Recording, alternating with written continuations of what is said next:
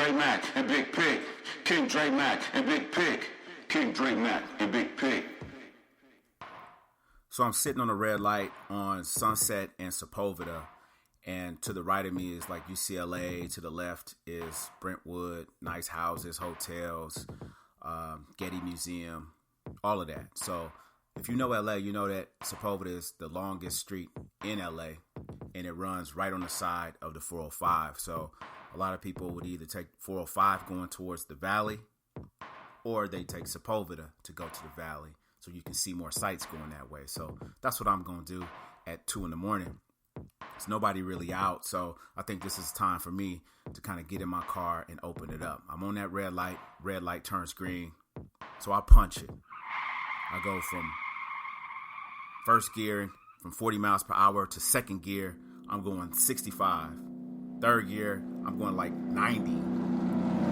And then I slap it in fourth, and I'm doing 100 miles per hour on Sepulveda going through the mountains. And there's a couple of places where you need to kind of stop, like stop signs, etc. But I'm smashing. It's 2 in the morning, nobody's out. So I get towards the valley, and there's Ventura Boulevard. That's the big main artery of the south side of the valley. So I'm almost to Ventura on Sepulveda, and the light is turning red, but I think I can make it. So I speed up.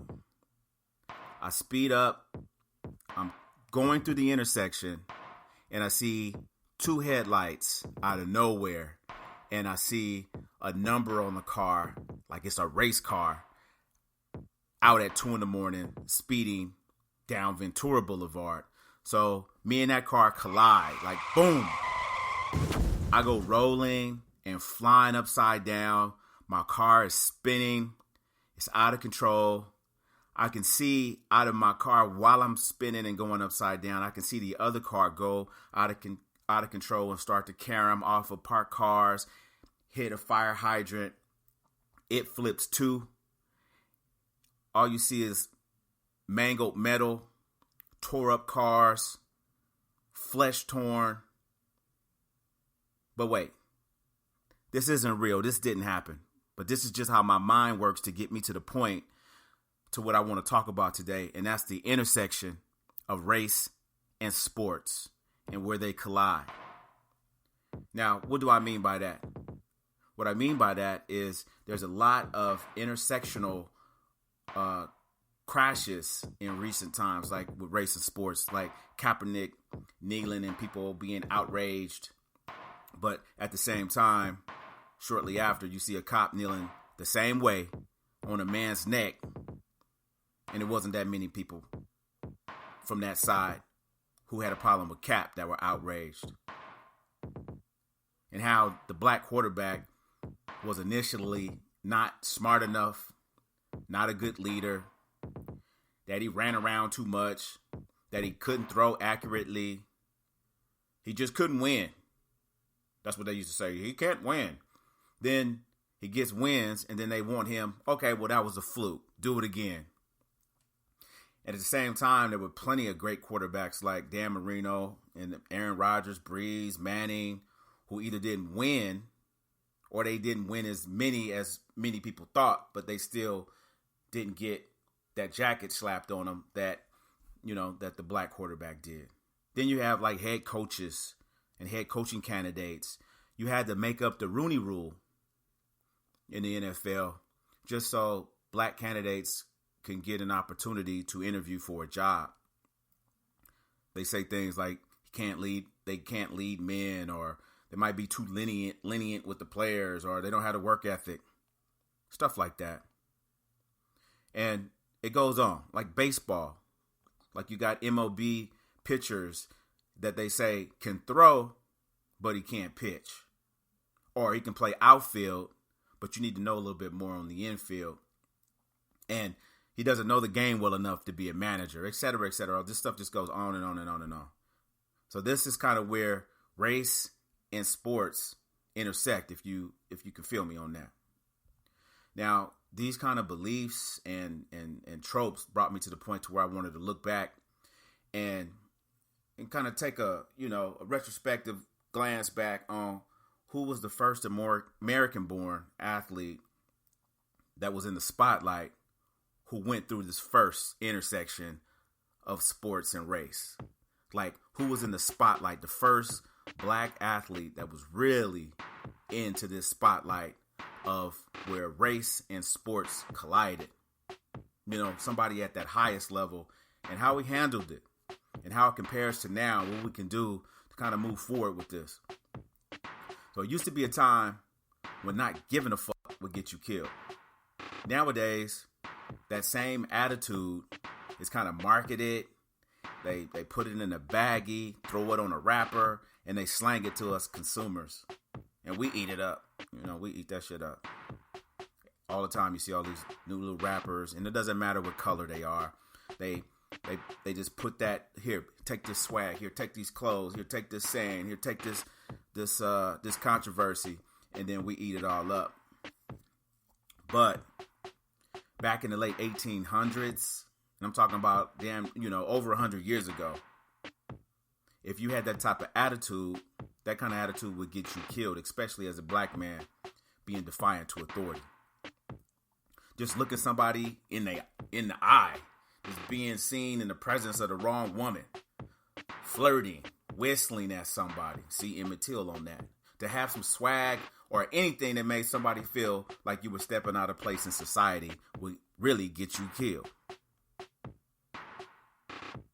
Even in the black community, if you were like a bit kind of out there with your behavior, a lot of black folks didn't want to be associated with you. They felt as if, they didn't want to be kind of tied up into that story. So if anybody came through looking for you, or if the shit hit the fan, they just didn't want to be associated with you. Plus, a lot of people felt like you were kind of going against the grain and moving too fast against the status quo at that time, and you're doing it in a way that wasn't necessarily uplifting to the overall community. So, bottom line, they felt you were moving funny and you were setting the race back. They didn't fool with you. Now, let's talk about slavery. That shit is still kind of like hard to believe that this was even a thing that we got to argue that was, if it was right or wrong to this day. It officially ended, and I say officially because there's arguments on when it's really ended and really has it ended.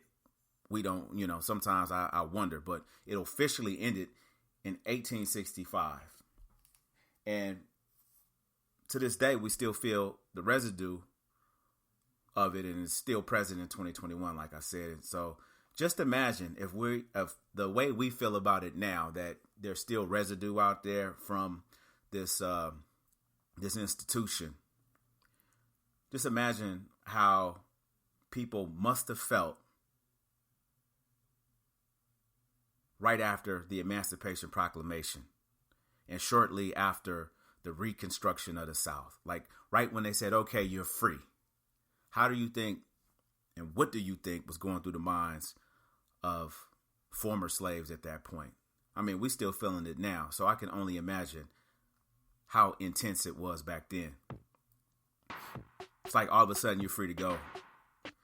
Then we went and started forming our own, towns and joining the legislature, running for office, start joining the police force, teaching, etc. And we did that for a few short years. It kind of seemed like on a historical watch, though, that was just like a quick second. And then we got hit with the Plessy versus Ferguson, black codes, Jim Crow. African Americans were cast out in a way. And although we weren't slaves, we got brought back into or onto the end of the boot of Southerners and their weapons. Had to become sharecroppers and try to, just kind of move us in and out of society. But back around the time of the Southern Reconstruction, one of the jobs that black men were offered that were linked to the plantations were being horse trainers or jockeys. In fact, Isaac Murphy, a black man, won the Kentucky Derby 3 times. And 11 of the first 20 Kentucky Derbies were won by black men. But slowly they got weeded out of that profession. Baseball, we already know. Jackie Robinson was the first to integrate the sport. So we already don't even got to go there. We know what happened there. Black men tried to take the field. White men wouldn't take the field. So it took several years for the Dodgers to be able to bring Jackie Robinson in.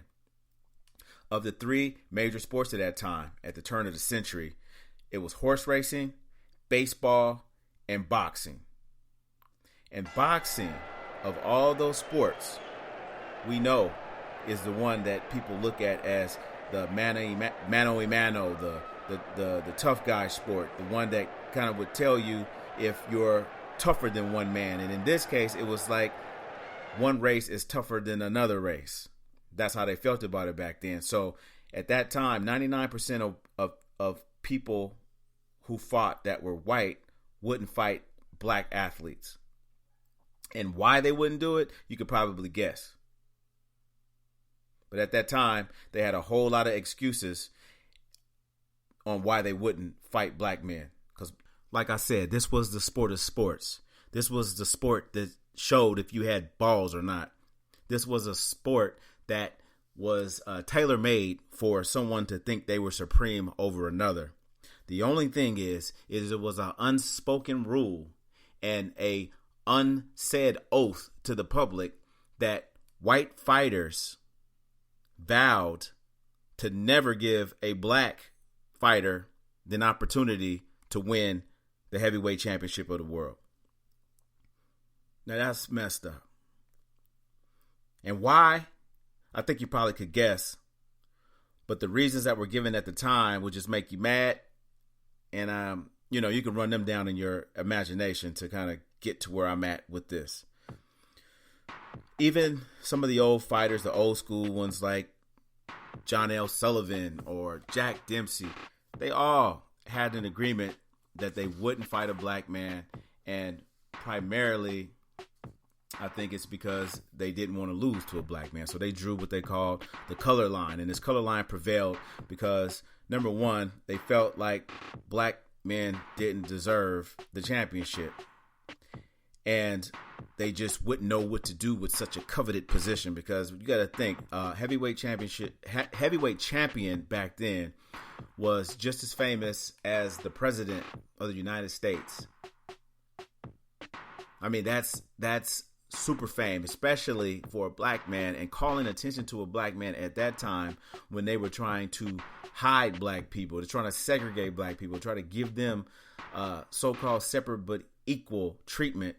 It just didn't match up. So it was an unspoken rule that they wouldn't get an opportunity to have a chance to be champions. And that figures back then, especially. And you also got to know that during this time, between the time of 1901 and 1910, 754 African-American people were lynched. So we're talking about a time that was, it wasn't nothing nice for black people back then. And I'm saying nothing nice in a slang way, but it just meant that it was a lot going on that was and the cards were stacked against black people. But with white supremacy, again, comes brainwashing, and they brainwashed the masses, and they gave them the reasons why they shouldn't fight an African-American fighter. They said that black men had this innate weakness, that they gave them hard heads and soft stomachs and bodies, so they couldn't take body punches. So it was no reason to even fight them. Like, why even fight them? I mean, they're yellow. That was a derogatory term back then. They're yellow. So if you hit them in the stomach, they're going to quit anyway. So it's not even good to even give them a chance. That was the thinking that was going on back then. But this brings me to where I was trying to go with this. One of the most interesting, polarizing, gifted, resilient, and like it or not, inspiring man first, athlete second of the 20th century was Jack Arthur Johnson. Jack Johnson, the Galveston Giant. Now, if you watch boxing, you probably already know Jack and all the stuff. I I just said about society wanting black men to be swaggerless and jumping off the sidewalk and yes sir, no sir, boss, and all of that shit, and not looking people in the eye. See, Jack was anti all that. Jack was like literally before his time. Like, I honestly think that Jack might have come from the 1990s, like in the 90s when rap was at its height and flashy flyness was at its height. Having fresh cars dipped in butter was at its height, and Jack must have did a wrong turn in his car and ended up in the 1890s and the 1900s because he was unapologetic. He did his thing in a time when you were black, you're supposed to not do your thing. And if you did do your thing, you had to do it moving and not let anybody see you or catch wind of it. Jack was a factor. And I mean that in every sense of the word. He was born at a time where being fly and not giving a fuck would get you killed. So Jack grew up as a young boy in Texas. And from everything that I've read, he didn't grow up around a lot of prejudice. He grew up around people who were poor just like him. So he grew up around black and white people. And the thing that they had in common is they all needed food. They all were hungry and they had some of the same desires in life. But Jack had big city dreams. Small town kid, big city dreams, champagne taste, Kool-Aid money. You know the story. So just like in the movies, Jack would never know that eventually his fists would help his dreams come true. And he got some of the first taste of being a great fighter when he used to fight in these things called the Battle Royales. These were fights that were staged by like white, drunken men who wanted to see boys fight. They would put them in blindfolds, put them in a circle, and then they would throw hands. And Jack would oftentimes walk away from these fights with the prize money. So that's when he knew he had the gift in his hands. But that didn't make a whole bunch of money. And like I said, he had big dreams. So he ended up going to New York City, did some odd jobs there, made his way. He was only like 16 years old doing this. So he was out there in the world handling his business. And he ended up finding his way back home to Galveston, Texas. So in early 1901, again, we're talking about the turn of the century, Jack fought a guy named Joe Chonsky. This guy was like a heavyweight fighter, knew all the tricks of the trade, and he was a prize fighter. So back then, when you say a prize fighter, these were people who fought on the streets, like Kimbo Slice kind of stuff, you know. Shout out to Kimbo Slice, R.I.P. But he fought this guy, Joe. They squared up. And again, Jack wasn't very experienced at this point, and he got knocked out in 3 rounds. And to add insult to injury, once he woke up, he found himself in jail. Him and Joe were in jail. The dude that knocked him out, they're in jail together. The cops set a super high bail for them. So it was one of those things where you couldn't get out. So the cop made a deal with them and told them he would let them go home at night as long as they came back to the jail and they fought every day. So they fought every day. And during that time that they fought, this is what gave Jack the skill and the G code that Joe had.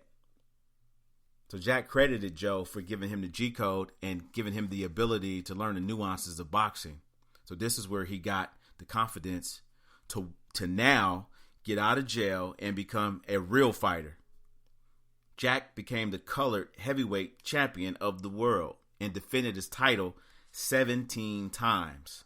So back then, like I said, it was a color line. So they had a colored heavyweight champion of the world. And by the way, they called black people colored back then. So he defended that championship 17 whole times. He fought in the LA area, which I find very interesting. And I want to go and find some of those places that he fought just so I can feel the ghosts. He also lived in Bakersfield. I hold Bakersfield near and dear. He lived there between 1901 and some say between 1911, and he held a house there. But Jack didn't let a lot of grass grow under his feet, so he kept it moving. But he lived there, and he had a guy that convinced him to stay there. His name was Frank Carrillo, I read. And Frank was a guy who had a knife scar on his face. Tough dude. He staged illegal chicken fights. He would also have the police, he was in with the cops too, would have police come and break up the illegal chicken fights, arrest the people, and then he would show up at the jail and loan the people who went to jail money at exorbitant rates, at very high rates. So he was a hustler. And Jack really liked this dude and let him manage him. So much so to where he staged fights for him on Cottonwood Road, and everybody in Bakersfield knows Cottonwood Road, but back then it was popping.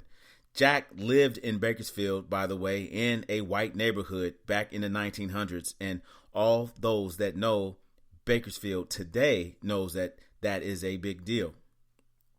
Jack lived by his own rules. Jack was Jack. Jack did what Jack wanted to. Not only did he live in a white neighborhood, he also had white women back in that day where, let me count that number again, 754 people were hung between 1901 and 1910 for lesser deeds. That didn't stop Jack. So back to Jack in Bakersfield. So Jack had his manager slash trainer slash homeboy, Frank Carrillo, who was also his corner man, and he had a fight up in San Francisco, and Frank so Frank put his money on Jack to win, and Jack wasn't doing so good in this fight. So as his corner man, he pulled a gun on Jack and put it in Jack's face and told him what he had to say and gave him his motivation, and Jack went out there and won the rest of the fight on points. Jack liked this man, and he kept him and retained him. So that's a really crazy story about Jack and Bakersfield. But to move on from that, Jack kept fighting in L.A., kept fighting throughout California, and after winning 17 times, retaining his color heavyweight belt, Jack got restless, and he started to travel anywhere and everywhere the white champion of the world was. And at this point, it was a guy named Tommy Burns. And Tommy Burns was dedicated to the color line. He said he would never, ever, ever, ever, ever, ever fight a black man and give him a chance for a championship. So this was a problem. Because you're saying that, Tommy, but you got Jack Johnson out in the crowd coaxing you on, asking you, are you scared? Why wouldn't you want to fight? It's still all of this badgering that Jack was delivering still didn't budge Tommy, because he had the rest of the world, the John L. Sullivans of the world, saying that there's no way you should give a black man an opportunity at a championship fight. So what happens? You already know what happens. Money. So here comes the promoter. They offer Tommy Burns $30,000 to fight Jack Johnson. $30,000, I'll take it. So it wasn't long before Tommy Burns took the $30,000, and we're talking about a Canadian fighter. He was only 5'7", shorter guy, because back then you could be short, you could be 180, 190 pounds and fight in the heavyweight division, because men weren't as big as they are now. But back then, Jack had size on him. Jack was tall. He was a gold tooth wearing, shit talking, super smart, articulate man who was used to fighting while entertaining. You know, he was a defensive fighter. So think of him like how Floyd kind of navigates through the ring. You know, like Floyd is always thinking in the ring and always calculating and always waiting for you to make a mistake. That's pretty much how Jack got down. And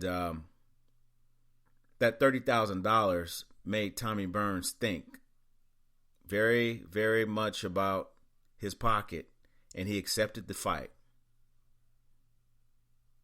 I mean, this was to the dismay of many, white supremacists out there, because they didn't want a black man to even have an opportunity at it. But money talks. So fight time came, and the fight had to be staged in Australia.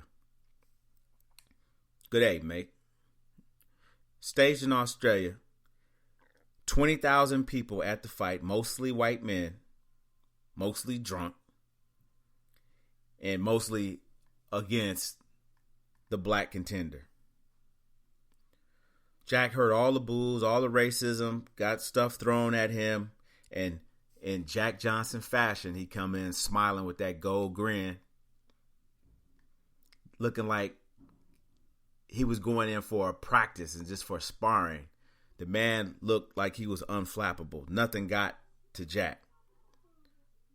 So Jack came into the fight, and first thing he did when the bell rang was to measure Tommy Burns. Tommy Burns was trying to get on the inside because he was a shorter man, and Jack kept exposing his midsection to him. He was like talking to him. Hit me in the stomach, because again, it was said that black people or black boxers didn't like it to the stomach. They didn't like it to the gut. So in Jack Johnson fashion, he said, hit me in the stomach. Hit me, Tommy. Tommy would hit him in the stomach. Nothing would happen. So that entire fight, Jack beat the shit out of Tommy Burns. And mind you, this was being filmed. So they were filming this fight because they just thought it would be a victory for Tommy Burns, and this would be something to add to the collection for white supremacy back in those days. So now cameraman's getting nervous. Crowd's getting nervous. Jack ain't nervous. Jack is putting hands on Tommy Burns up and down the fight, post to post, up against the ropes, knocking the man down. And when Jack goes in to try to completely knock this man out, the police rush into the ring, stop the fight, stop the film, and try to confiscate the film. Interesting. Jack gets his hand raised. He's the champ. A black man? The champ? How could this be? I thought it was impossible, but I think anything's possible in this kind of situation. When you let a man have an opportunity. So now that film that was supposed to get confiscated somehow got out and went viral. How did that happen? Don't know, but it started from Australia and it went all over the world. It played in movie theaters back then. So it was the talk of the world that a black man is now the champion in the heavyweight division, the most coveted sports crown that could be afforded to a human being was given to a black man, Jack Johnson. Amazing. And everybody got to witness Jack Johnson beating the shit out of Tommy Burns. And back then, this put an extremely large dent into the white supremacy fallacy that permeated society back then. So people was big mad about this. And, they wanted to do everything they could to knock Jack Johnson, Black Jack Johnson, off of his pedestal. Now, Jack didn't hold back. Now, let's not get it twisted. Jack won. He got his hand raised. And from that day forward, you saw nothing but clean Jack. I'm talking about Jack that was jumping out of I don't know what that is, cars, and dressing, I mean, all the way to the T from head to toe. And when I mean head to toe, if you look at pictures of Jack Johnson, you'll see shoes tight, suit tight, jewelry tight, cane polished tight, headwear, I mean, just tight. It's everything that he had was killing him. And one of the other things that he did that was outside the norm was he was always in the company of white women. Oh, shit. Why you do that? Now, you know, again, we talk about the early 1900s. What was that figure I said? I said it was like 754 lynchings from 1901 to 1910. This fight happened in 1908. So Jack Johnson winning not only meant that Jack Johnson won and Jack Johnson was riding clean and Jack Johnson had white women, but this meant that other black people might feel as if they could do the same in the eyes of white supremacists. So after several race riots, and they called them race riots when police showed up at, if you were happy at a party because Jack Johnson won, and police showed up and they got to beating on your head, or a mob showed up and they got the beating on your head, that was considered a race riot. So this happened all across the country. And at the same time, they were looking for what they called a great white hope to knock Jack Johnson, or Black Jack Johnson, off of his pedestal. So there was a fighter back at that time, Jeffries, I believe was his last name. He was undefeated and retired. He retired undefeated. Big dude. I mean, even on the old school film, you can see this dude was solid. You know, he looked as tall or taller than Jack. He looked super heavy. He looked like he's probably like 230. Kind of like one of those primordial looking caveman kind of looking dudes, like strong, you know. Became a alfalfa farmer here. He had in Burbank, and he retired after his last fight, being undefeated. Went, gained weight, liked to drink and kick it and all those things, and he became the biggest hope to beat Jack, because after Jack won the championship, like I said, he was living life flashy, just killing him. Just imagine like what Mayweather was doing at his height, but just magnify that by the fact that you wasn't supposed to do that at all back then, especially if you were black. Just magnify that by the times that it was happening. So, like I said, the heat was on to get Jeffries to come back in, because Jack was whooping up on all the other contenders that they would get. And they would have many searches for contenders to fight Jack. And everyone that got into the ring with him would meet the same fate. So he ended up they ended up coercing this Jeffries guy out of retirement. And, I mean, it took a lot of money to do it, especially back then. I believe they told Jeffries he would make a guaranteed $300,000 back then, which, I mean, do the math. Go look it up on Google because this was 1910, like 1910 money, $300,000. And Jack was to make $120,000 back then. So this is like big money that we're talking about. So long story short, they finally coerced this dude out of retirement. It took several years for him to come out of retirement, even though, you know, they swore they needed him to beat Jack, and Jack even beat his brother up one time in front of him years prior. And Jack said, "I want to fight you," and the dude still, you know, he didn't budge, because again, back then, way back in the day before Jack got his first chance, they wouldn't fight black fighters. So they eventually got this dude into the ring. They fought in Reno, because Reno back then was kind of like what Vegas is now. And, you know, they had some, had like 20,000 people show up. They had all the, you know, the drinking, the gambling, the hookers, the whole thing. And, you know, Jack was being Jack, like I said, relaxed, kicking it. He would work out. He had a contingency of people with him, black, white, and everything else. Had his white wife, because now he's married. He had a white wife back then. Again, like I said, 1901 through 1910. You know the story. But he had his white wife with him and all these other people.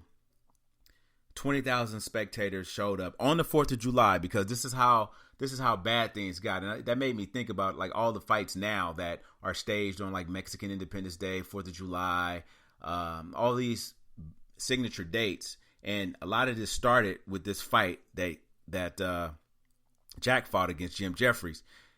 It started there because, I mean, it happened on the 4th of July because they felt like this would be the best day for Jeffries to go in and take back that championship belt from this black man on the 4th of July. So they fought in front of these 20,000 people in Reno, mostly white men again, people yelling obscenities and racial comments at Jack, and Jack was being Jack, walking around the ring,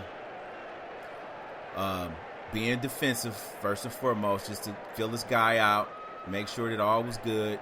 Then he started putting hands on him. Once again, Jack Johnson. Tall, black, gold tooth, shit talking. But Jack was like hella smart. Like, you have to really like check Jack's quotables to understand how smart this man was. Didn't have a real long formal education, but he was always encouraged to read and write, and you could tell through the way that he could read and write. So Jack toyed with this man 14, 15 rounds. I don't remember the round, and it's not really that important. But at the end of the day, what happened was he knocked him out the ring. Knocked the man out the ring. And back then, you know, when a person fell in the boxing ring, you could like rush them immediately. As soon as they try to get up, you could just run up and hit them again. So Jack was like pummeling the dude. And then here we go again. The corner jumped in. The police jumped in. The crowd jumped in. Fight over. Jack is victorious. Again, he wins and retains his belt. So it was a wrap. This was the fight of the century. This was the Great White Hope versus the Galveston Giant, is what they called Jack, amongst other things. They called him all kind of stuff. But Jack couldn't be faded in that ring that night. So much so where Jeffries, the fighter who retired undefeated and was a great fighter in his own regard, he said he could never beat Jack Johnson.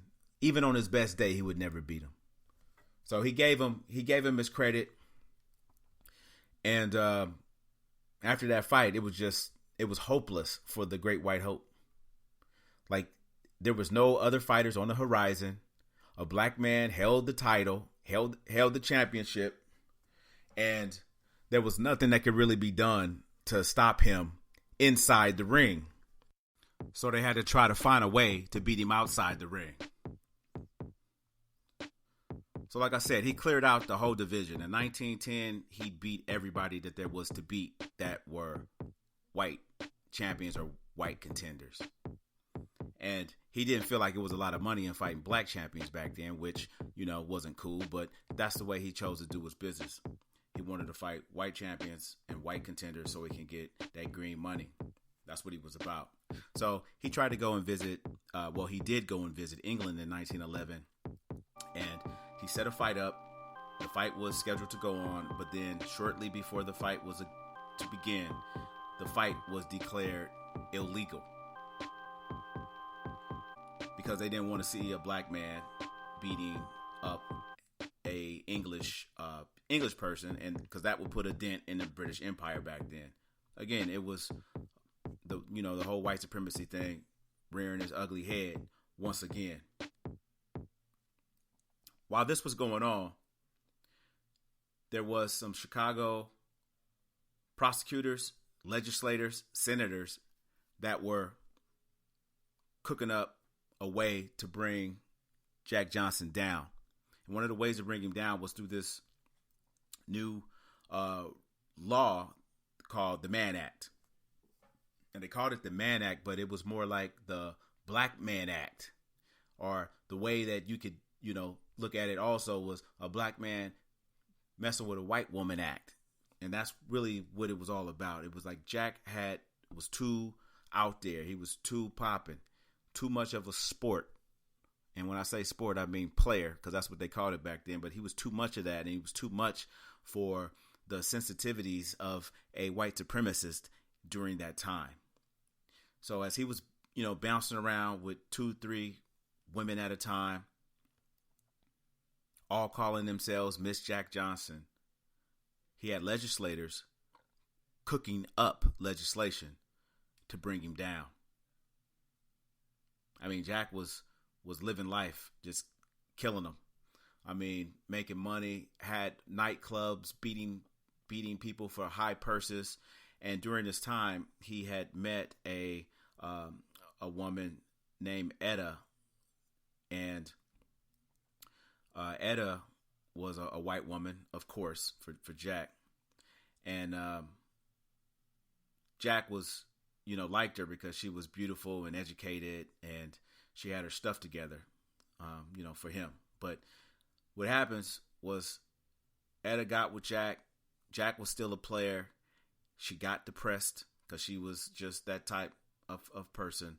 And she got ostracized from her family. Family wasn't dealing with her, so she was kind of alone. And Jack used to leave her alone while he would go out and play and do his thing. And Etta ended up killing herself. Shit. So just imagine that. Back then, like I said, where it was white supremacy everywhere you went, got Jack Johnson out there doing what he does. He gets with a white woman. That's already against the grain. And then this white woman kills herself. And that's on Jack's hands. So Jack, people believe, led to her killing herself, just dealing with Jack. So Jack didn't, like I said, even though he was sad, he didn't let grass grow under his feet.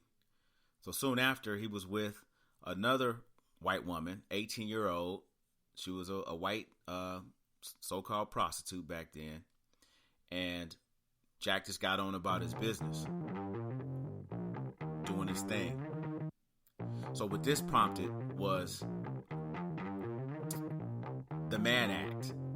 They were going to get Jack for the Mann Act now, because now he's with a young white girl. She's supposed to be a prostitute. And Jack owns a club, and he has a liquor license that's associated with the club. And anybody that knows about clubs and liquor licenses, you know that those are fragile. Like anything could happen, you can get that snatched from you. So they came and snatched Jack's liquor license, and they tried to enforce the Mann Act, or like I said, the Black Man Act on him for, slave trafficking of this white girl that he was with and using her for immoral purposes, etc., etc. But this girl, got summoned to court. Jack was on the verge of going to jail, but they called the girl in, and she didn't testify against him. She held tight. So the case fell apart. So that was the first time they tried to use the Mann Act on him.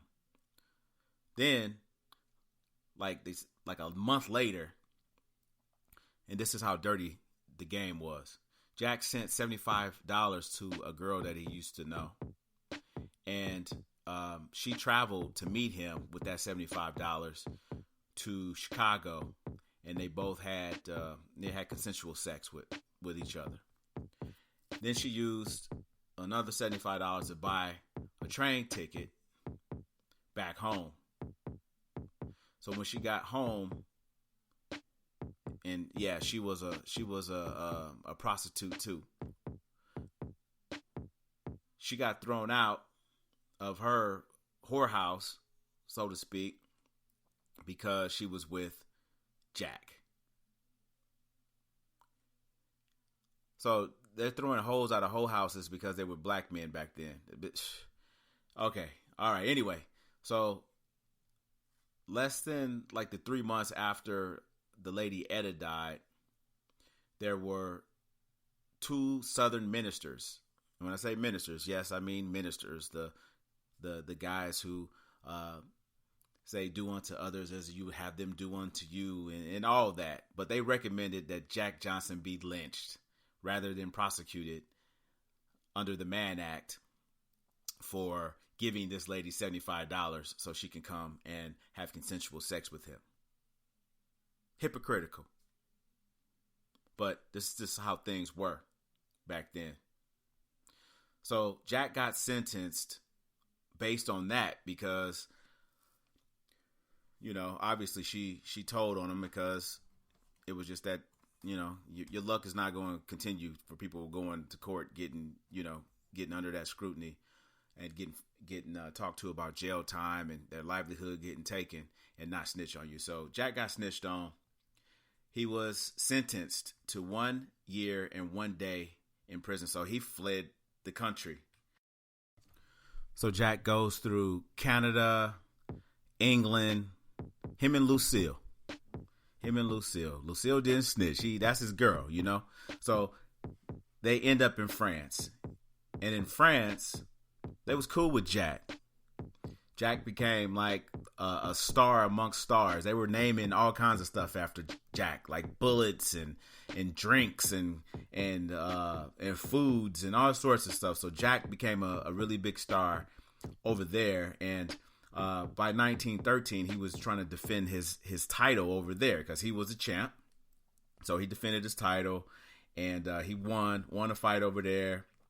But it was like an exhibition match, of course, because the heavyweight title kind of stemmed from the United States, and they wasn't dealing with Jack at this time. So they put his title up for vacancy, and then two black men actually fought for the world heavyweight title, and his title got kind of taken away. And at that time, he became less marketable, and then his money started drying up. So he started putting letters out saying that he would fight anybody for the championship for like 6,000 pounds. So Jack was having some money troubles, you know. So eventually, you know, he was negotiating with the United States to try to get back over there. You know, he wanted to see his mom. He wanted to see his family. He wanted to see his friends because, you know, when you're away for that long, he was gone for like 4 years or something. You're gone for that long, you can't come back and see your family and friends. And I think his mother was, you know, near death, and he wasn't able to get back and see her through negotiation. So he ended up fighting a fight with a guy in 1915 in Cuba. So it was outside the United States, but close enough to where people could still flock to the fight and see him fight. He was older. He was kind of, you know, going through the motions that players go through. It was also a lot of that stuff that Marvin Hagler talked about. When you're sleeping on silk sheets, then it's very hard to get up and run in the morning and just have that hunger that you had when you were first trying to get the championship. So Jack went through a lot of that. He jumped in with a fighter, a white fighter who was very green. He was not favored to do well against Jack, but Jack came into this fight, and you can see it on the fight film that he wasn't in shape. He wasn't ready for the fight. He didn't take it as serious as he should.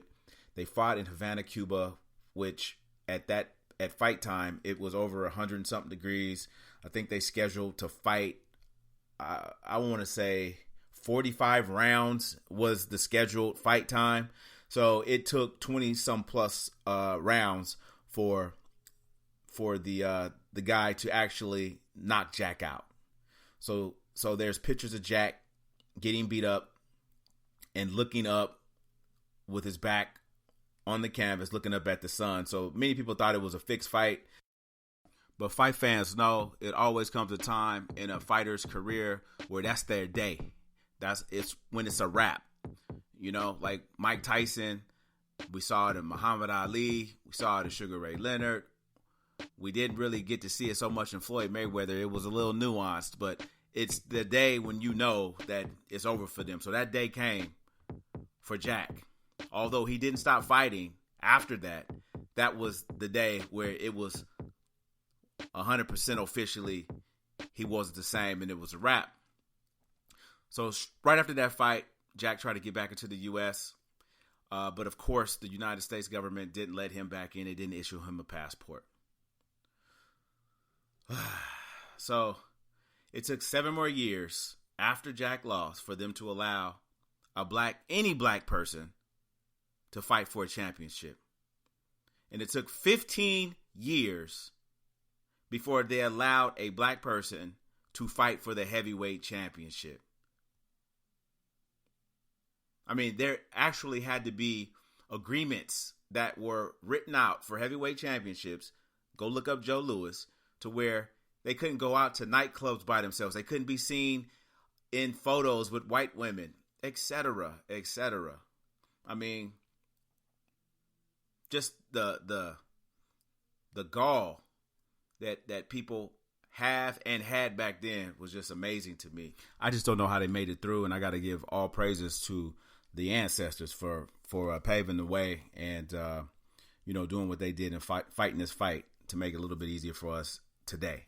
So, but let's get back to Jack. So by 1921, Jack ended the exile. He had to go to jail. He served his time. He thought he was going to get off, a little bit of time shaved off, but he didn't. They put him in jail. He became he knew the warden when he got there because he was so famous. So the warden put him in charge of physical activity. So he got to box while he was in jail and, do what Jack did. He got out, became, famous doing personal appearances, and he had theatrical engagements. He recorded records. He got patents on equipment. He had nightclubs. So Jack was being Jack. So I want to end this thing talking about 2 car stories. Since I started this off with a car story, I want to end it with 2 car stories related to Jack. So the first one, and this is Jack being Jack. Jack had a sports car. He was fly to death like he always was. And he was riding through a small town in the South. And when I say riding, I mean he was going like 80, 85 miles per hour through a small, sleepy town in his sports car. And as he's going through, the police notice him flying through their town. So they stop him and pull him over. And Jack says, I know. I was speeding. What's the fine? The cop says $50. So Jack gave him $100. And the cop said, look, sir, I don't have change. Jack said, hold on to that because later on, I'm going to be coming back through this town again. And I don't want to hear from you. So that's Jack being Jack. And then lastly, and how race and sports again come into that intersection that we started off with is that when Jack was older, he was a man of 68 years old. He was riding with his friend out into another small town because Jack obviously loved to go through these small towns. And we're still talking about, times where it was hard for a black man or a black woman to go to a restaurant and just be seated and be treated with dignity. Jack had money. Jack had fame as a younger man, but now he's an older man. And, some of the steam had come off of him being as so-called arrogant and so-called defiant when he was young. But now he was an older man, 68 years old. We're talking the 1940s. And him and his friend are driving through a small town and they want to stop to get something to eat. So he stops at a restaurant, asks for service, and the ownership tells him that he has to eat outside in the back. But that's what black folks had to eat in this small little town. So reluctantly, Jack and his friend sat back there and they ate the food. But the friend's recollection was that Jack was hot. He was mad that he got treated that way because, a man that has been around the world like Jack and seen what Jack's seen, it just didn't sit right with him to where people could still just treat you like you're nothing based on the color of your skin. And like I said before, and you have to look this up yourself, but Jack was very articulate, very smart, very well read. This was a really smart man. Like even the comebacks and the caps that he had when people were talking crazy to him were I mean, you could tell that he was a well-read person to be able to respond the way that he did in the climate that he grew up in. But back to this. So Jack is upset because they didn't show him the dignity that he deserved at this restaurant. And him and his friend jump in the car, and Jack being Jack takes off, burns rubber out of the parking lot, jumps on this little backwoods road, speeding. He got to a corner and didn't navigate the corner like he was supposed to, and the car went out of control and hit a telephone pole, instantly ejecting the passenger and injuring Jack to the point to where he had to be taken to the hospital immediately. And back then, again, you had all black hospital, so he had to get to the nearest all black hospital, and there probably was one that was closer, but he had to go to the black one, of course. Take him to the hospital. Jack's in surgery for 3 hours, and he didn't pull through. So at 68 years old, Jack Johnson was dead after leaving a restaurant where they tried to strip him of his dignity. Jack Johnson died at the intersection where race and sports meets. But they got to put some respect on Jack's name. Because Jack, after years and years of his family trying to get a pardon for him for the unlawful execution of the Mann Act on Jack, they finally got it done. It took years of lobbying by actors and athletes, and they put the pardon on presidents' desks year after year, and finally, and ironically, it recently got signed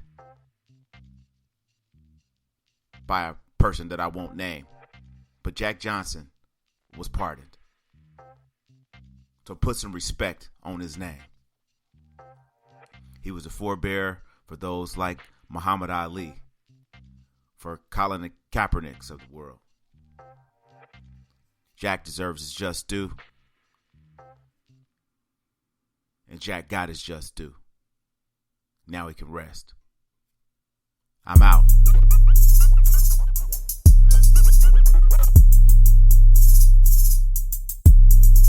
Tell the truth, nothing but the truth. So help you guys say what you want to say. Don't be a fraud, King Dre, big pick, man. Against the odds, players play from May to May. Check out the pod. King Dray Mack and Big Pick. King Dray Mack and Big Pick. King Dray Mack and Big Pick. King Dray Mack and Big Pick.